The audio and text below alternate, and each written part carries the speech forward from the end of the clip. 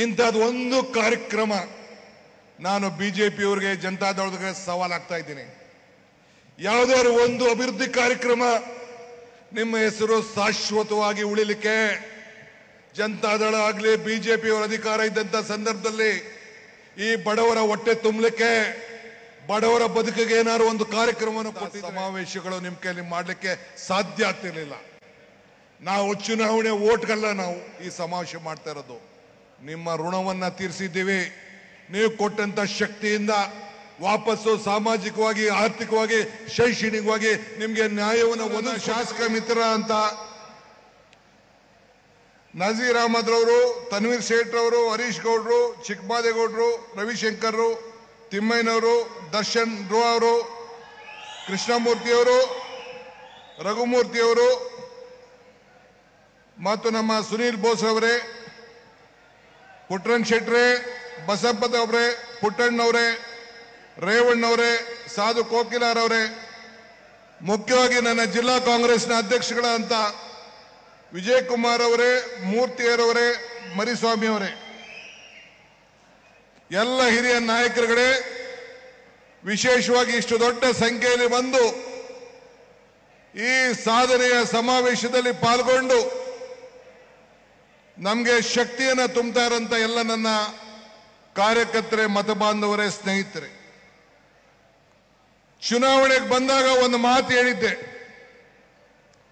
ಕಮಲ ಕೆರೆಯಲ್ಲಿದ್ದರೆ ಚಂದ, ತೆನೆ ಹೊಲದಲ್ಲಿದ್ದರೆ ಚಂದ, ಈ ದಾನ ಧರ್ಮ ಮಾಡುವ ಕೈ ಅಧಿಕಾರದಲ್ಲಿದ್ರೆ ಮಾತ್ರ ಚಂದ ಅಂತ ಮಾತು ಹೇಳಿದ್ದೆ. ಈ ದಾನ ಧರ್ಮ ಮಾಡುವ ಕೈ ಅಧಿಕಾರದಲ್ಲಿದ್ದಕ್ಕೆ ಈ 5 ಗ್ಯಾರಂಟಿಗಳಕ್ಕೆ ಕೊಟ್ಟು ರಾಜ್ಯದ ಜನತೆಯ ಋಣವನ್ನ ತೀರಿಸುವಂತ ಕೆಲಸವನ್ನ ಇವತ್ತು ನಾವು ಮಾಡ್ತಾ ಇದ್ದೇವೆ. ಈ 5 ಬೆರಳು ಸೇರಿ ಕೈ ಮುಷ್ಟಿ ಆಯಿತು. 5 ಬೆರಳು ಸೇರಿ ಈ ಕೈ ಗ್ಯಾರಂಟಿ ಆಯಿತು. ಇದಕ್ಕೆ ಇವತ್ತು ನಾವು ಮಾಡಿದಂತ ಕೆಲಸವನ್ನು ನೋಡಿ ನೀವೆಲ್ಲ ಕಿವಿಲ್ ಕೇಳ್ತಾ ಇಲ್ಲ ನಮ್ಮ ಕೆಲಸಗಳನ್ನ. ಅಕ್ಬರ್ಗೂ ಬೀರ್ಬಲ್ಗೂ ಒಂದ್ ಕಡೆ ಒಂದು ಸಂಭಾಷಣೆ ನಡೀತದೆ, ಸತ್ಯಕ್ಕೂ ಸುಳ್ಳಿಗೂ ಎಷ್ಟು ಅಂತರ ಅಂತ. ಬೀರ್ಬಲ್ ಹೇಳ್ತಾನೆ, ಸ್ವಾಮಿ 4 ಬೆರಳುಗಳಂತ. ಹೆಂಗೆ ಅಂತ ಕೇಳ್ತಾನೆ. ಈ ಕಣ್ಣಲ್ಲಿ ನೋಡಿದೆಲ್ಲ ಸತ್ಯ, ಈ ಕಿವಿಲ್ ಕೇಳಿದೆಲ್ಲ ಸುಳ್ಳು ಅಂತ. ಹಂಗೆ ಇಡೀ ರಾಜ್ಯದಲ್ಲಿ ನಾವು ಮಾಡಿದಂತ ಕೆಲಸಗಳೆಲ್ಲ ನಿಮ್ಮ ಕಣ್ಣುಗಳಲ್ಲಿ ನೋಡಿ ಈ ಸರ್ಕಾರವನ್ನು ಮೆಚ್ಚಿ ಇವತ್ತು ನಮಗೆ ಆಶೀರ್ವಾದ ಮಾಡಲಿಕ್ಕೆ ನೀವೆಲ್ಲ ಬಂದಿದ್ದೀರಿ. ನಾವು ನಿಮ್ಮ ಕೈಯಲ್ಲಿ ಅಭಿನಂದನೆ ಕೇಳಲಿಕ್ಕೆ ಬರಲಿಲ್ಲ, ಜೈಕಾರ ಹಾಸ್ಕೊಳ್ಳಿಕ್ಕೆ ಬರಲಿಲ್ಲ, ನಿಮ್ಮ ಋಣವನ್ನ ತೀರಿಸಲಿಕ್ಕೋಸ್ಕರ ನಾವಿಲ್ಲಿಗೆ ಬಂದಿದ್ದೇವೆ. ಆ ತಾಯಿಯ ಚಾಮುಂಡೇಶ್ವರಿ ಆಶೀರ್ವಾದದಿಂದ, ಚಾಮುಂಡೇಶ್ವರಿಯ ಸನ್ನಿಧಿಯಲ್ಲಿ ಈ 5 ಗ್ಯಾರಂಟಿಗಳಿಗೆ ಹೋಗಿ ನಾನು ಸಿದ್ದರಾಮಯ್ಯನವರು ಸಂಕಲ್ಪವನ್ನು ಮಾಡಿ ಆ ತಾಯಿಯ ಕೃಪೆಯನ್ನು ಕೇಳಿ 5 ವರ್ಷಗಳ ಕಾಲಕ್ಕೆ ಬೇಕಾದಂತ 2,000 ರೂಪಾಯಿ ಹಣವನ್ನ ಒಟ್ಟಿಗೆ ಆ ತಾಯಿಯ ಪಾದಕ್ಕೆ ಇಟ್ಟು ಅಲ್ಲಿಂದ ಈ ಗ್ಯಾರಂಟಿಯನ್ನು ಪ್ರಾರಂಭವನ್ನು ಮಾಡಿತು. ನಮ್ಮ ಗ್ಯಾರಂಟಿ, ನಮ್ಮ ಪಂಚ ಗ್ಯಾರಂಟಿ ಇಡೀ ದೇಶಕ್ಕೆ ಮಾದರಿ. ಬಿಜೆಪಿ ಸರ್ಕಾರದವರು ಈ ಗ್ಯಾರಂಟಿಗಳು ಬರೀ ಸುಳ್ಳು, ಸರ್ಕಾರಗಳು ದಿವಾಳಿ ಆಗ್ತದೆ ಅಂತೇಳಿ ಪ್ರಧಾನಮಂತ್ರಿಯವರು ಹೇಳಿದ್ರು. ಆದರೆ ಯಾವ ರಾಜ್ಯಕ್ಕೆ ಹೋಗ್ಲಿ, ನಿನ್ನೆ ಬಿಹಾರಲ್ಲಿ ಹೋಗಿ ನಮ್ಮ ಗ್ಯಾರಂಟಿ ಅನೌನ್ಸ್ ಮಾಡಿದ್ದಾರೆ, ಮಧ್ಯಪ್ರದೇಶಕ್ಕೆ ಹೋಗ್ಲಿ ನಮ್ಮ ಗ್ಯಾರಂಟಿ ಅನೌನ್ಸ್ ಮಾಡಿದ್ದಾರೆ, ಹರಿಯಾಣಕ್ಕೆ ಹೋಗಿ, ಡೆಲ್ಲಿಗೆ ಹೋಗಿ, ಮಹಾರಾಷ್ಟ್ರಕ್ಕೆ ಹೋಗಿ ಈ ನಮ್ಮ ಗ್ಯಾರಂಟಿಗಳನ್ನು ಅನೌನ್ಸ್ ಮಾಡಿ ಜನರನ್ನ ಆಕರ್ಷಣೆ ಮಾಡಲಿಕ್ಕೆ ಹೊರಟಿದ್ದಾರೆ. ಶ್ರೀ ರಾಹುಲ್ ಗಾಂಧಿ ಅವರು ಈ ದೇಶದ ಉದ್ದಗಲಕ್ಕೂ ಕೂಡ ಭಾರತ್ ಜೋಡೋ ಯಾತ್ರೆ ಮಾಡಿದ್ರು. ಆ ಭಾರತ್ ಜೋಡೋ ಯಾತ್ರೆ ಮಾಡಿ ನಡೆದಂತ ಈ ಚಾಮರಾಜನಗರದಿಂದ ಬಳ್ಳಾರಿವರೆಗೂ ಎಲ್ಲಿ ನಡೆದ್ರು ಎಲ್ಲ ಕಡೆ ಎಲ್ಲ ನಮ್ಮ ಶಾಸಕರು, ಕಾಂಗ್ರೆಸ್ ಶಾಸಕರು ಗೆದ್ದದ್ದನ್ನ ನಾವು ಯಾರು ಕೂಡ ಮರೆಯಲಿಕ್ಕೆ ಸಾಧ್ಯ ಇಲ್ಲ. ಅದೇ ಭಾರತ್ ಜೋಡೋ ಸಂದರ್ಭದಲ್ಲಿ ನಮ್ಮ ರಾಜ್ಯದ ಸುಪುತ್ರರಾದಂಥ ಮಲ್ಲಿಕಾರ್ಜುನ್ ಖರ್ಗೆ ಅವರು ಈ ದೇಶದ ಕಾಂಗ್ರೆಸ್ ಅಧ್ಯಕ್ಷರಾಗಿ ಆಯ್ಕೆಯಾದರು. ಇದೊಂದು ಇತಿಹಾಸ.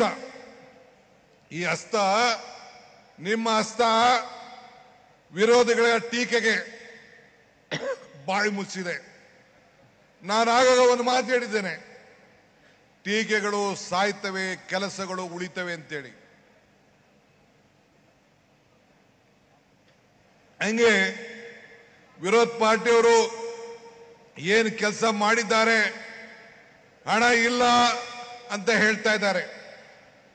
ನಾನು ಕಲ್ಯಾಣ ಕರ್ನಾಟಕಕ್ಕೆ ಹೋಗಿದ್ದೆ.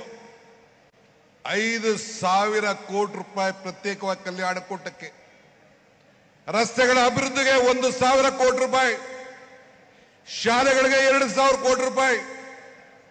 ಬೀದರ್ಗೆ ಹೋಗಿದ್ದು ನಾನು, ಮುಖ್ಯಮಂತ್ರಿಗಳು 2,250 ಕೋಟಿ ರೂಪಾಯಿ. ಮೊನ್ನೆ ತಾನೇ ನಾವು ಇಂಡಿಗೆ ಹೋಗಿದ್ದು, 3,400 ಕೋಟಿ ರೂಪಾಯಿ ಹಣ. ಮೊನ್ನೆ ತಾನೇ ಜಾಮನಗರದ ಮಾದೇಶ್ವರ ಬೆಟ್ಟದಲ್ಲಿ ಸುಮಾರು 3,000ಕ್ಕೂ ಹೆಚ್ಚು ಕೋಟಿ ರೂಪಾಯಿ. ಇವತ್ತು ಇಲ್ಲಿ 2,000ಕ್ಕೂ ಹೆಚ್ಚು ಕೋಟಿ ರೂಪಾಯಿ ಹಣ ಇವತ್ತು ಉದ್ಘಾಟನಾ ಎಲ್ಲ ಕೂಡ ನಾವು ಮಾಡಿದ್ದೇವೆ. ಈ ಹಸ್ತ ವಿರೋಧಗಳಿಗೆ ಬಾಯಿ ಮುಚ್ಚಿದೆ. ಈ ಹಸ್ತ ರೈತರಿಗೆ ಉಳಿಸಿದೆ. ಈ ಹಸ್ತ ಮಹಿಳೆಯರಿಗೆ ಶಕ್ತಿ ತುಂಬಿದೆ. ಈ ಹಸ್ತ ಎಲ್ಲ ಬೆಲೆ ಏರಿಕೆಗಳಿಗೆ, ಏನು ಬೆಲೆ ಏರಿಕೆ ಗಗನಕ್ಕೆ ಹೋಗಿದೆ, ಆದಾಯ ಪಾತಾಳಕ್ಕೆ ಹೋಗಿದೆ, ನಿಮ್ಮೆಲ್ಲರ ಬದುಕಿನಲ್ಲೂ ಕೂಡ ಪ್ರತಿ ತಿಂಗಳು 5,000 ರೂಪಾಯಿ ಅಷ್ಟು ಹಣವನ್ನು ಕೊಟ್ಟು, ಉಚಿತವಾಗಿ ವಿದ್ಯುತ್ ಶಕ್ತಿಯನ್ನು ಕೊಟ್ಟು, ಇವತ್ತು ನಿಮ್ಮೆಲ್ಲರ ಬದುಕಿಗೆ ಒಂದು ದೊಡ್ಡ ಶಕ್ತಿ ತುಂಬಿದೆ. ನಾವು ಭಾವನೆ ಮೇಲೆ ರಾಜಕಾರಣ ಮಾಡ್ತಾ ಇಲ್ಲ, ಬದುಕಿನ ಮೇಲೆ ನಾವು ರಾಜಕಾರಣ ಮಾಡ್ತಾ ಇದ್ದೇವೆ. ಆದ್ರಿಂದ ನಮ್ಮ ಪಕ್ಷ, ನಮ್ಮ ಸರ್ಕಾರ ದೇವರ ಮನೆ ಇದ್ದಂಗೆ. ನೀವೆಲ್ಲ ದೇವಸ್ಥಾನಕ್ಕೆ ಎಂತಕ್ಕೆ ಹೋಗ್ತೀರಿ? ಚಾಮುಂಡಿ ಬೆಟ್ಟಕ್ಕೆ ಎಂತಕ್ಕೆ ಹೋಗ್ತೀವಿ? ಮಾದೇಶ್ವರನ ಬೆಟ್ಟಕ್ಕೆ ಎಂತಕ್ಕೆ ಹೋಗ್ತೀವಿ? ನಮ್ಮ ನಂಜನಗೂಡಿಗೆ ಎಂತಕ್ಕೆ ಹೋಗ್ತೀವಿ? ಆ ಭಗವಂತನಲ್ಲಿ ಪ್ರಾರ್ಥನೆ ಮಾಡಲಿಕ್ಕೆ. ಆರೋಗ್ಯ, ನೆಮ್ಮದಿ, ಬದುಕು, ಮನೆ, ಸಾಲ, ಉತ್ತಮವಾದಂಥ ಬೆಳೆ. ಇವತ್ತು 90 ವರ್ಷದ ನಂತರ ಆ ತಾಯಿಯ ಆಶೀರ್ವಾದ, ಕಾವೇರಿ ತಾಯಿಯ ಆಶೀರ್ವಾದದಿಂದ ಜೂನ್ನಲ್ಲೇ 30ನೇ ತಾರೀಕು ಬಂದು ನಾನು, ಮುಖ್ಯಮಂತ್ರಿಗಳು ನಿಮ್ಮೆಲ್ಲರ ಸಮ್ಮುಖದಲ್ಲಿ, ಶಾಸಕರ ಸಮ್ಮುಖದಲ್ಲಿ ಆ ಕಾವೇರಿ ಪೂಜೆಯನ್ನು ನಾವು ಮಾಡಿದ್ದೇವೆ. ನಾಳೆ ಬೆಳಗ್ಗೆ ಕಬಿನಿಯಲ್ಲಿ ಆ ತಾಯಿ ಗಂಗೆ ಪೂಜೆಯನ್ನು ಇವತ್ತು ನಾವು ಮಾಡ್ತಾ ಇದ್ದೇವೆ. ಯಾರ ಸರ್ಕಾರದಲ್ಲಿ?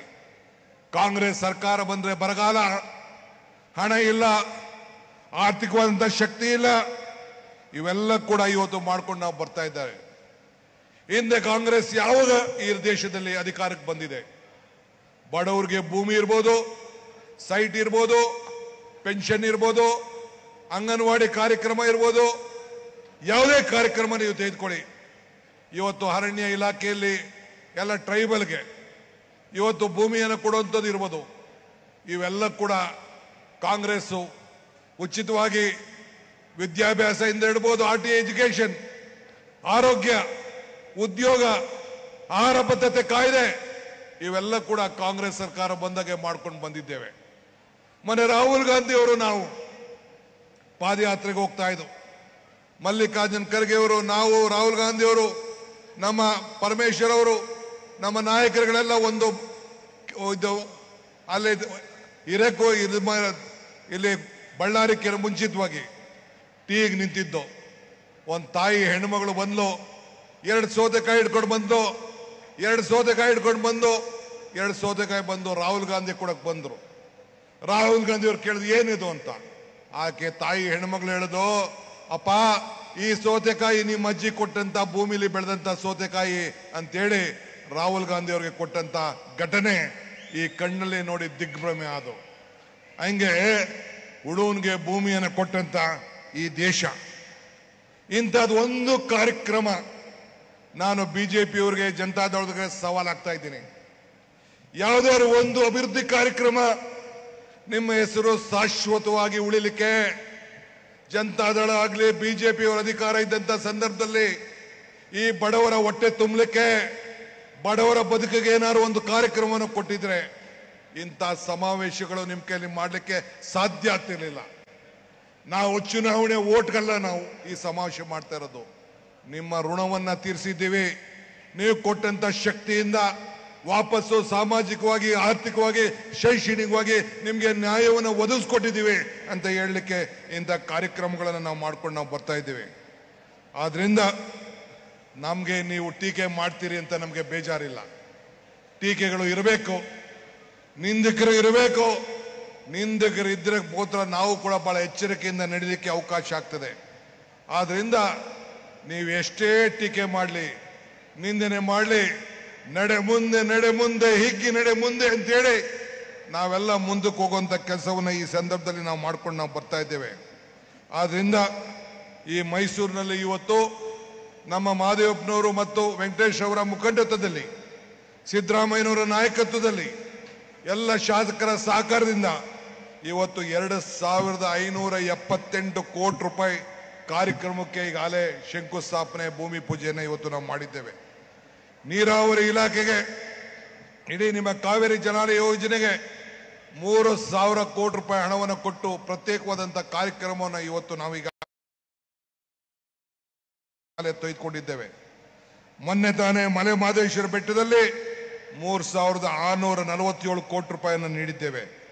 ಪಿರಿಯಾಪಟ್ಟಣದಲ್ಲಿ ಸುಮಾರು 1,000 ಕೋಟಿ ರೂಪಾಯಿ ಅಭಿವೃದ್ಧಿ ಕೆಲಸವನ್ನು ತೆಗೆದುಕೊಂಡಿದ್ದೇವೆ.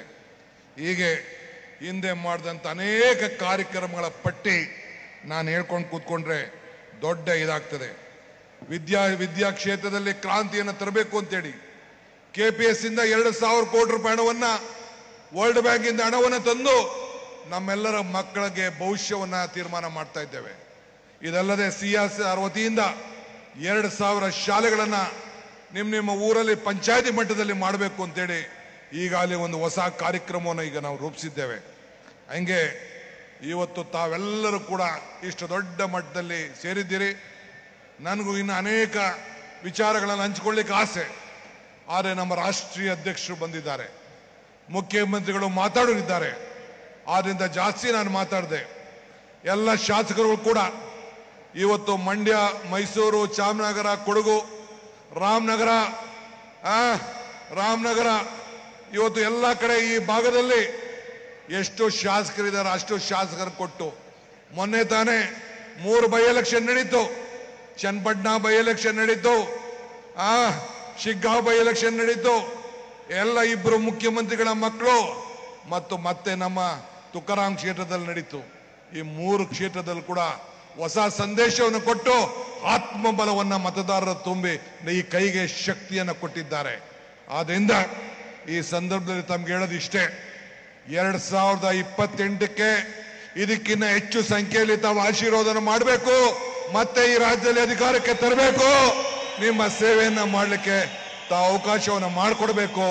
ನಿಮ್ಮ ಋಣವನ್ನು ತೀರಿಸಲಿಕ್ಕೆ ಮಲ್ಲಿಕಾರ್ಜುನ್ ಖರ್ಗೆ ಅವರ ನಾಯಕತ್ವದಲ್ಲಿ, ಸಿದ್ದರಾಮಯ್ಯನವರ ಮುಖಂಡತ್ವದಲ್ಲಿ ನಾನು ಕೂಡ ಬದ್ಧನಾಗಿ ಇಡೀಲಿರುವಂತ ಎಲ್ಲ ಮಂತ್ರಿಗಳು ನಾವೆಲ್ಲ ಸೇರಿ ಒಗ್ಗಟ್ಟಿನಿಂದ ನಿಮ್ಮ ಋಣವನ್ನ ತೀರಿಸುವಂತ ಕೆಲಸವನ್ನ ನಾವು ಮಾಡ್ತೇವೆ. ಅಧಿಕಾರಿಗಳು ಕೂಡ ಉತ್ತಮ ಕೆಲಸವನ್ನ ಮಾಡ್ತಾ ಇದ್ದಾರೆ. ಅವ್ರಿಗೂ ಈ ಸಂದರ್ಭದಲ್ಲಿ